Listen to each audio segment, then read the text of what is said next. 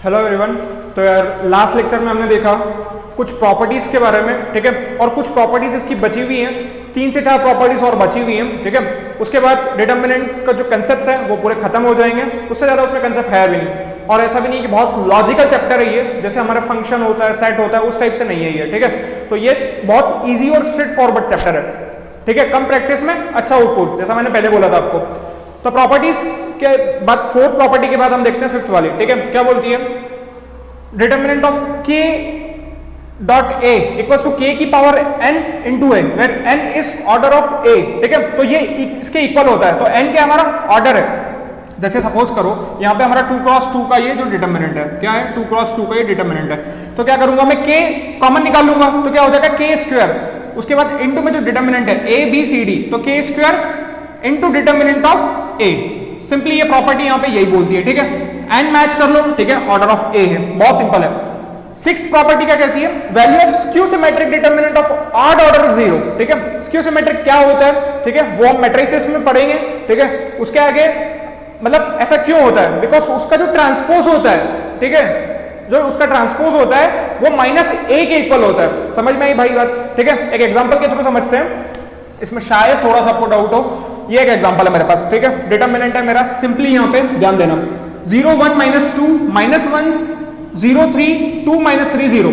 अगर मैं इसका ट्रांसपोज निकालूंगा तो मुझे बताओ क्या होगा। जैसे मैंने पहले बताया था ट्रांसपोज कैसे निकालते हैं, ये वाला जो है ना, ठीक है, ये वाली जो रो है इसको ये ऐसी उठा के ऐसी कर देना है, ठीक है। ये उठाया ऐसा कर दिया, 0 1 -2 0 1 -2 -1 0 3 -1 0 3 2 -3 0 2 -3 0, मतलब ये इसका ट्रांसपोज है। हाँ बिल्कुल सही है।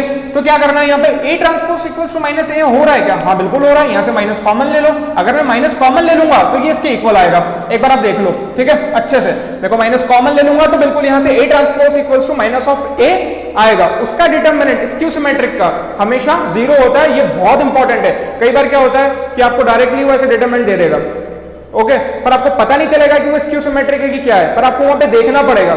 थोड़ा सा हम आगे डिस्कस करेंगे उसके बारे में, इतनी ज्यादा टेंशन लेने की जरूरत नहीं है। मैट्रिसेस में पूरा अच्छे से स्क्यू सिमेट्रिक ये सब चीजें हम डिस्कस करने वाले हैं, ठीक है। तो ये तो हो गई 6th प्रॉपर्टी। उसके बाद आती 7th property, determinant of a into b equals to determinant of a into determinant of b। ये सिंपली याद रखना है, क्वेश्चन में अप्लाई होगी, अच्छे से इसको ध्यान से रखना है, ठीक है। अब सिंगुलर और नॉन सिंगुलर क्या होता है, बच्चों को बहुत बार नहीं पता होता है कि भैया सिंगुलर मैट्रिसेस सॉरी डिटर्मिनेंट और नॉन सिंगुलर क्या होता है। यही singular non singular word skew symmetric ये सब आपको मैट्रिसेस में सुनने को मिलेंगे वापस से, वहां पे और अच्छे से हम इसके बारे में डिटेल में पढ़ रहे होंगे, पर अभी सिर्फ अपने को बेसिक नॉलेज लेना। जिसका डिटर्मिनेंट 0 के इक्वल है वो सिंगुलर हो गया, और जिसका डिटर्मिनेंट 0 के इक्वल नहीं है वो नॉन सिंगुलर है, ठीक है। इतनी बात आई समझ में।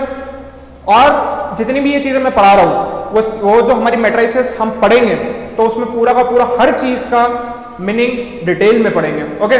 तो ज्यादा टेंशन लेने की जरूरत नहीं है डिटर्मिनेंट में। ये थ्योरेटिकल पोर्शन में इतना ही था। अब क्वेश्चंस के हम जितने भी पैटर्न्स पॉसिबल हो सकते हैं उतने पैटर्न्स हम करने की यहाँ पे कोशिश करेंगे। तो आप कंटिन्यूटी बनाए रखिए, ठीक है।